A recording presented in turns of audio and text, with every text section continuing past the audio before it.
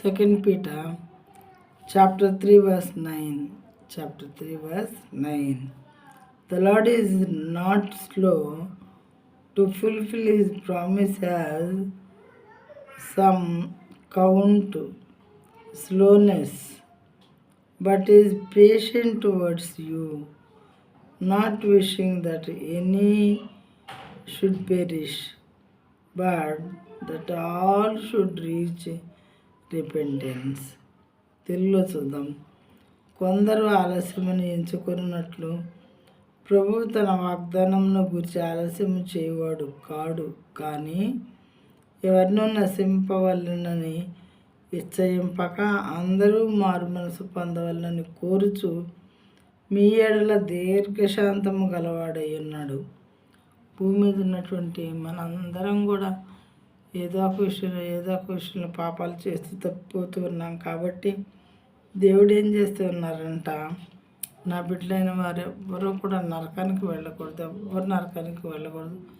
కొంచెం సమయం ఇద్దాం, వాళ్ళకి కొంచెం సమయం ఇద్దాం, వాళ్ళు బాగుపడతారని చెప్పి దేవుడు ప్రతి ఒక్కరు రక్షింపబడటానికి, మారు మనసు పొందటానికి సమయం ఇస్తూ ఉన్నారంట. మనవాళ్ళు బాగా సిద్ధపడి ఉన్నట్లే మనుషులు ఏమనుకుంటున్నారంట, ఏంటి దేవుని అక్కడ ఆలస్యం అవుతుంది, ఎందుకని ఎంత ఆలస్యం అవుతుంది, బాగా సిద్ధపడి ఉన్న వాళ్ళలాగే అలా అనుకుంటూ ఉన్నారంట కొంతమంది. ఆయన ఏమంటున్నాడు, దీర్ఘశాంతం వహిస్తున్నాను, ఎవరినో నశింపవలన ఇచ్చయింపక, అంటే ఇష్టపడక మారు మనసు పొందవలనని కోరుచు దేవుడు ఈ రకంగా మనకి సమయం ఇస్తూ ఉన్నప్పుడే, కృపాకాలం అనేది ముగిసిపోయిన తర్వాత మనకి కృప దొరకదు. దేవుడు మనల్ని పట్టించుకోరు. ప్రియమైన వాళ్ళారా, ఆయన సమయం ఉండగానే, సమయం ఇచ్చినప్పుడే దేవుని అంగీకరించాలి మనం. ఎందుకంటే మరి ఈ లోకంలో మనం ఒంటరిగా వచ్చామో ఒంటరిగానే వెళ్ళాలి. కాబట్టి మరి ఎవరి రక్షణ వారిది. ఒకళ్ళు చెప్పే మాటలు మనం విన్నామనుకోండి, వాళ్ళు ఎక్కడికి వెళ్తే మనం కూడా అక్కడికే వెళ్ళవలసిన పరిస్థితి వస్తుంది.